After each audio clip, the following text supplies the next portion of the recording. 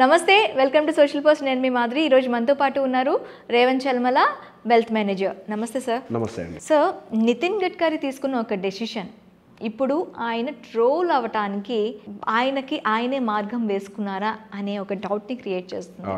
That is E20, ethanol 20. ఆ ethanol 20 decision అనేది ఫ్యూచర్లో ఇటు స్టాక్ మార్కెట్స్లో కానీ ఇండియన్ ఎకానమీ మీద కానీ దీని ప్రభావం ఎలా ఉండబోతుంది? Is it good for the humans? అసలు మనకి అది దానివల్ల ఉపయోగాలు ఉన్నాయా? అసలు అది ఎలా పర్ఫామ్ చేస్తుంది? E20 అనేది ఏంటి అసలు? సో బేసిక్గా మనకి ఇథనాల్ని పెట్రోల్లో బ్లెండ్ చేయాలి అని చెప్పేసి నితిన్ గడ్కరీ గారు ఎప్పటి నుంచో ట్రై చేస్తున్నారు. దానికి గల కారణం ఏంటో ఫస్ట్ మనము తెలుసుకుందాం. సో మనము ఎక్కువగా ఇంపోర్ట్ చేసేది పెట్రోల్ బయట నుంచి, క్రూడ్ ఆయిల్ని ఎక్కువగా ఇంపోర్ట్ చేస్తున్నాం. సో దానివల్ల ఏమవుతుంది అంటే రూపీ వీక్ అని డాలర్ స్ట్రెంథన్ అవ్వటము, there is some economy related between this exchange. Okay, ఎప్పుడైతే మనం బయట నుంచి ఎక్కువగా వస్తువులు కొంటూ ఉంటామో అప్పుడు మన రూపీ వాల్యూ పడిపోతూ ఉంటుంది. దాన్ని కొంతవరకు తగ్గించాలి అని అంటే క్రూడ్ ఆయిల్ యొక్క యూసేజ్ని కొంతవరకు కంట్రోల్ చేయాలి. ప్రాక్టికల్గా పెట్రోల్ లేకుండా ప్రపంచం నడవడం సాధ్యం కాదు. సో దానికి ఉన్న ఒక ఆలోచన ఏంటి అని అంటే ఇప్పుడు మన దగ్గర ఉన్నటువంటి పెట్రోల్లో ఇథనాల్ కనుక కొంత మిక్స్ చేసినట్లయితే క్రూడ్ ఆయిల్ మీద డిపెండెన్సీ కంట్రోల్ అవుతుంది. ఇది వాళ్ళ ఐడియా. సో దానికోసం వాళ్ళు ఏం చేశారు, ఫస్ట్ మనకి E10 అని తీసుకొని వచ్చారు. అంటే మేము పెట్రోల్లో 10% ఇథనాల్ని మిక్స్ చేస్తాము అని చెప్పేసి. దానికంటే ముందుండేది ఏంటి, E0, there is no ethanol, pure petrol. ఆ తర్వాత E10 తీసుకొని వచ్చారు. తర్వాత రీసెంట్గా దాన్ని ఇమీడియట్గా E20 కూడా తీసుకొని వచ్చారు. ఇప్పుడు 10% ఇథనాల్ కాదు, మేము 20% ఇథనాల్ మిక్స్ చేస్తాము. What is ethanol actually? Ethanol వల్ల ఇప్పుడు ఇథనాల్ అనే దానిపైన ఇంత ఎరా వచ్చి దాని గురించి అందరూ మాట్లాడుకునేటట్లు చేస్తుందంటే అసలు ఏంటి అది, ఆ ప్రోడక్ట్ ఏంటి? సో బేసిక్గా ఇథనాల్ అనేది మన ఇంజన్స్ని బర్న్ చేయడం కోసం. బర్న్ చేయడం అని అంటే మన జస్ట్ లైక్ పెట్రోల్ మనకి డీజిల్తో నడుస్తుంది, కిరోసిన్తో నడుస్తుంది, పెట్రోల్తో నడుస్తుంది, హైడ్రోజన్తో నడుస్తుంది engine. In the same way మనకి ఇథనాల్ తోటి కూడా మనకి ఇంజన్స్ నడవడానికి అవకాశం ఉంటుంది, రైట్? కాకపోతే ఇప్పుడు ఏంటంటే 100% ఇథనాల్ తోటి మన ఇంజన్స్ రన్ అవ్వటానికి తయారు చేయబడలేదు, రైట్? సో మన ఇంజన్స్ అన్నీ కూడా పెట్రోల్తో నడవడానికి, డీజిల్తో నడవడం కోసం తయారు చేయబడ్డాయి. సో ఈ ఇథనాల్ యొక్క యూసేజ్ని 100% చేయడం సాధ్యం కాదు. ఇన్ఫ్యాక్ట్ ఈ ఇథనాల్ యొక్క యూసేజ్ని 20% పెట్టి కూడా మన వెహికల్స్ రన్ అవ్వడానికి డిజైన్ చేయబడలేదు. కాకపోతే ఈ డిపెండెన్సీని తగ్గించడం కోసం క్రూడ్ ఆయిల్ మీద ఇథనాల్ యొక్క యూసేజ్ని పెంచడం కోసం నితిన్ గడ్కరీ గారు E20 తీసుకొని వచ్చారు.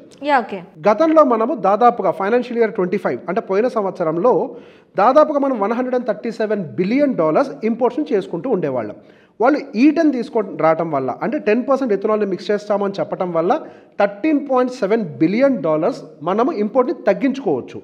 E20 తీసుకొని రావడం ద్వారా $28 బిలియన్ యొక్క ఇంపోర్ట్స్ని మనం తగ్గించుకోవడానికి అవకాశం ఉంది. సో బేసిక్గా ఈ అడ్వాంటేజ్ని తీసుకొని మనం క్రూడ్ ఆయిల్ డిపెండెన్సీ అదర్ కంట్రీస్ని తగ్గించుకుందామని ఒక ప్రయత్నం తీసుకొని వచ్చారు. కానీ ఇక్కడ జరిగిన సమస్య ఏంటి, ఇది ఇక్కడ ఒకటే కాదు, అంటే ఇక్కడ కేవలం డిపెండెన్సీ తగ్గుతుంది అన్నది ఒకటే కాదు, దీంతో ఫార్మసీ యొక్క ఇన్కమ్ కూడా బూస్ట్ అవుతుంది. ఎందుకు, ఇథనాల్ ప్రొడ్యూస్ చేయడానికి వాడేది corn, sugar cane and rice. ఈ మూడింటి నుంచి ఇథనాల్ అనేది ప్రొడ్యూస్ చేస్తూ ఉంటారు. సో దీనివల్ల ఏమవుతుంది, డిమాండ్ అనేది బూస్ట్ అవుతుంది. ఈ డిమాండ్ బూస్ట్ అవుతే ఫార్మసీ యొక్క ఇన్కమ్ కూడా పెరుగుతుంది. అండ్ దాంతోపాటుగా లో ఎమిషన్, మనకి ఇప్పుడు వెహికల్స్ నుంచి వచ్చేది అంటే కార్బన్. ఈ కార్బన్ ఫుట్ ప్రింట్ అనేది బాగా పెరుగుతుంది. దీన్ని కంట్రోల్ చేయడానికి కూడా ఇథనాల్ అనేది బాగా హెల్ప్ అవుతుంది అనే ఒక ఉద్దేశంతో దాన్ని కూడా యాడ్ చేసి పెట్టారు. అండ్ ఎనర్జీ సెక్యూరిటీ అని అంటాం. సో బేసిక్గా మనం క్రూడ్ ఆయిల్ అనేది మనం తయారు చేయలేము ఇక్కడ, అది మన దగ్గర లేదు రిసోర్స్ అనేది. సో కాకపోతే ఇథనాల్ ప్రొడ్యూస్ చేసేటువంటి అవకాశం మన దగ్గర ఉంది. We're one of the largest producer of sugar cane and corn and rice also. ఈ మూడు మనం ఎక్కువగా ప్రొడ్యూస్ చేస్తూ ఉంటాం. హవెవర్ ఈ మూడు మన దగ్గర ఉన్నాయి కాబట్టి ఎనర్జీ సెక్యూరిటీ కింద కూడా మనకి ఇది పనిచేస్తుంది అన్న ఉద్దేశంతో they have created ethanol blend. అదేం కొత్త విషయం ఏం కాదు. Already US, Brazil, France, Germany, Canada, Thailand ఈ కంట్రీస్ అన్నింటిలో కూడా ఇథనాల్ యూసేజ్ అనేది ఉంది.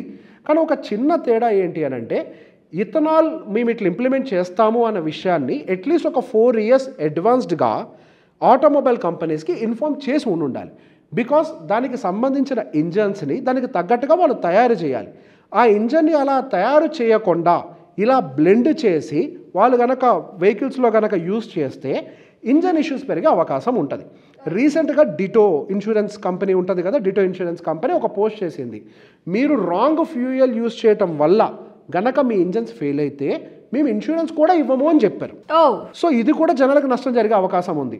సో బేసిక్గా ఇది ప్రాసెస్ కరెక్ట్ అయినప్పటికీ దాని ఇంప్లిమెంటేషన్ సరైన విధానంలో లేకపోవటం వల్ల అటు ఇన్సూరెన్స్ రాక జనాలు ఇబ్బంది పడతారు, అండ్ ఇంజన్స్ దానికోసం మ్యానుఫ్యాక్చర్ చేయలేదు కాబట్టి ఆటోమొబైల్స్ కూడా ఎర్లీగా డ్యామేజ్ అయ్యే అవకాశాలు ఉన్నాయి.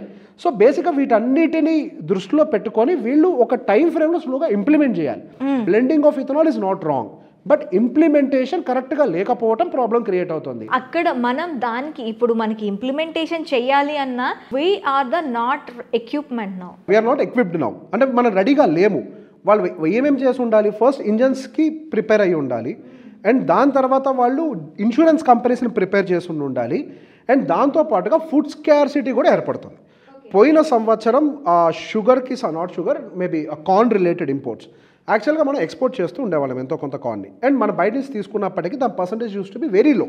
ఇప్పుడు ఈ ఇథనాల్ బ్లెండ్ అనేది పెరగటం వల్ల అండ్ పర్టికులర్గా కార్న్ని మనలాంటి వాళ్ళకి అమ్మటం కంటే ఒక ఇథనాల్ బేస్డ్ కంపెనీకి అమ్మటం వల్ల ఎక్కువ లాభం వస్తుంది కాబట్టి ఫార్మర్స్ అందరూ కూడా ఆ కార్న్ తీసుకొని వెళ్ళి ఇథనాల్ కంపెనీస్కి అమ్మటం మొదలుపెట్టారు.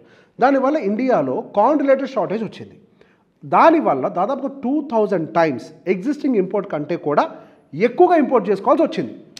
దట్టు మనకి rice and sugar cane also నిత్యావసర వస్తువులు యాక్చువల్గా. ఇందులో ఈ కార్న్ అనేది ఒక ఫ్లెక్సిబుల్, తింటే తింటారు లేకపోతే లేదు, అది బేస్డ్ ఆన్ దెమ్. కాకపోతే ఇక్కడ షుగర్ కేన్ అండ్ రైస్ అనేది కంప్లీట్ గా నిత్యావసర వస్తువులు, అవి లేకపోతే మార్నింగ్ కుదరదు. సో దీనివల్ల ఏమవుతుంది, ఫుడ్ స్కార్సిటీ కూడా క్రియేట్ అవుతుంది. దీనికి ఒక ప్లాన్, ఒక ఎగ్జిక్యూషన్ అనేది ఉండాలి. వాళ్ళు చెప్పటం మేము తినటానికి ఉపయోగపడేటువంటి వాటితోటి ఎట్టి పరిస్థితుల్లో ఇథనాల్ ప్రొడ్యూస్ చేయడానికి ఒప్పుకోమని, కానీ మీరు చెప్పటానికి ఎగ్జిక్యూట్ అయ్యేదానికి మధ్యలో గ్యాప్ చాలా ఉంటుంది. ఆ గ్యాపే ఫుడ్ స్కార్సిటీకి కూడా దారితీసింది. అండ్ దాంతోపాటు మరికొన్ని సమస్యలు ఏంటి, 1 లీటర్ ఆఫ్ ఇథనాల్ని ప్రొడ్యూస్ చేయడానికి 3000 to 4000 litres of water consume చేయాలి. నిజంగా మన ఇండియా అంత వాటర్ కన్జ్యూమ్ చేయడానికి రెడీగా ఉందా? అది బెంగళూరు లాంటి సిటీస్లో, హైదరాబాద్ లాంటి సిటీస్లో వాటర్ స్కేర్సిటీ ఏర్పడుతున్నటువంటి కండిషన్స్లో నిజంగా 1 లీటర్ ఆఫ్ ఇథనాల్ ప్రొడ్యూస్ చేయడానికి 3000 to 4000 లీటర్స్ ఆఫ్ వాటర్ని యూజ్ చేసే కెపాసిటీలో ఇండియా ఉందా? దానికి ఏమన్నా ప్రిపేర్ అయ్యి ఉందా? సో ఇక్కడ జరుగుతుందల్లా ఏంటి అని అంటే, వాళ్ళ ఐడియా మంచిది అయి ఉన్నప్పటికీ, అదర్ కంట్రీస్లో సక్సెస్ఫుల్ అయినప్పటికీ, వాళ్ళు ఏదైతే ఈ గ్యాప్ క్రియేట్ చేసేసి ఉన్నాయో, అంటే రకరకాల ఇష్యూస్ ఉన్నాయో, వాటన్నిటిని అడ్రస్ చేయకుండా డైరెక్ట్గా ఆ E20 అనే ఒక పాలసీని ఇంప్లిమెంట్ చేయటం వల్ల ఇటువంటి ప్రాబ్లమ్స్ అని ఎవాల్వ్ అవుతున్నాయి. దాంతో ఎవరైతే ఎండ్ యూజర్స్ మనలాంటి వాళ్ళు ఉంటారో వాళ్ళందరూ కూడా షార్టేజ్, అంటే మైలేజ్ పడిపోవటము, ఇంజన్ కండిషన్ త్వరగా పాడవటము, మెయింటెనెన్స్కి వెళ్ళినప్పుడు ఎక్కువ కాస్టింగ్ అవ్వటము, ఇవన్నీ జరుగుతున్నాయి.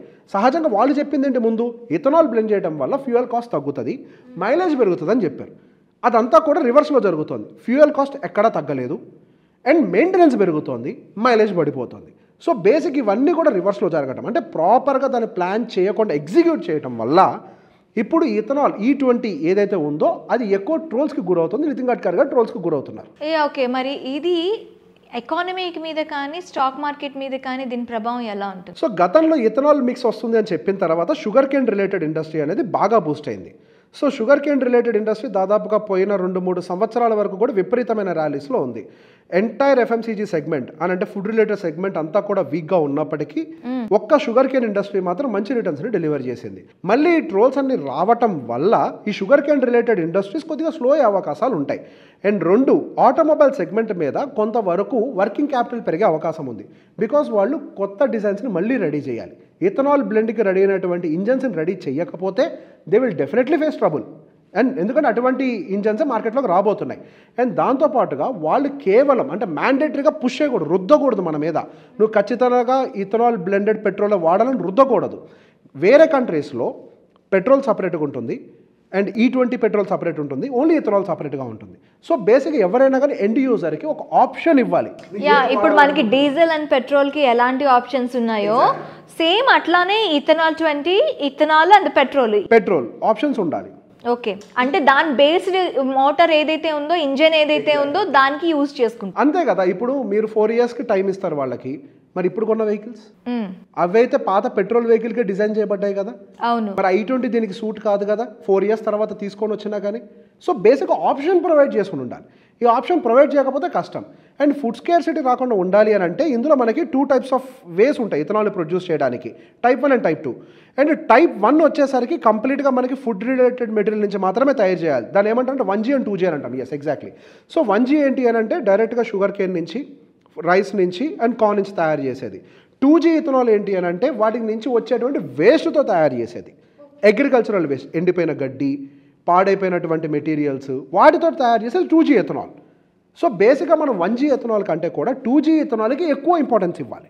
సో 2G ఇథనాల్కి ఇంపార్టెన్స్ ఉంటే ఫుడ్ స్కేర్సిటీ, ఫుడ్ సెక్యూరిటీ కూడా ప్రాబ్లం రాకుండా ఉంటుంది. అండ్ దాంతోపాటుగా ఆప్షన్స్ కూడా ప్రొవైడ్ చేయాలి. సో దానికి అనుకూలంగా స్లోగా చేంజ్ అవుతారు. ఒకేసారి రుద్దితేనే ప్రాబ్లం కింద మారుతుంది. దానివల్ల ఈ ట్రోల్స్ అన్నిటికీ రీజన్ అవుతుంది. It is a good product but bad execution. Good product but bad execution. కానీ ఫ్యూచర్లో ఇది ఒక మంచి ఆరా అయితే వస్తుంది డెఫినెట్గా. అది ఎకానమీ పాయింట్ ఆఫ్ వ్యూలో మీరు అడిగారు. ఇప్పుడు మనకి ఇథనాల్ ప్రొడక్షన్ కనుక పెరిగి క్రూడ్ ఆయిల్ డిపెండెన్సీ కనుక తగ్గింది అని అంటే ఇండియన్ రూపీ స్ట్రెంగ్తన్ అవ్వడానికి అవకాశం దొరుకుతుంది. దేశం అభివృద్ధి చెందాలి అంటే మన రూపీ బలంగా ఉండాలి. సో కొంతవరకు వాళ్ళు తీసుకున్న రీజన్స్ మంచి అయినప్పటికీ అండ్ కార్బన్ ఎమిషన్ కూడా తగ్గుతుంది, ఇది కూడా క్లైమేట్కి కూడా మంచిది. ఇన్ని అడ్వాంటేజెస్ ఉన్నప్పటికీ ఎగ్జిక్యూషన్ కరెక్ట్గా ఉండాలి. And as going for the డెఫినెట్గా మంచిగానే ఎగ్జిక్యూట్ చేయొచ్చు, but there is short term pain. అంటే ఏదైనా ఫస్ట్ స్టార్టింగ్లో వచ్చేటప్పుడు దాని పెయిన్ అనేది ఉంటుంది. ఆ పెయిన్ ఎగ్జిక్యూషన్లో రావద్దు, అదే కరెక్ట్ వేలో ఉంటే ఎక్కువ రాకుండా ఉంటే చాలు. Okay sir, thank you very much.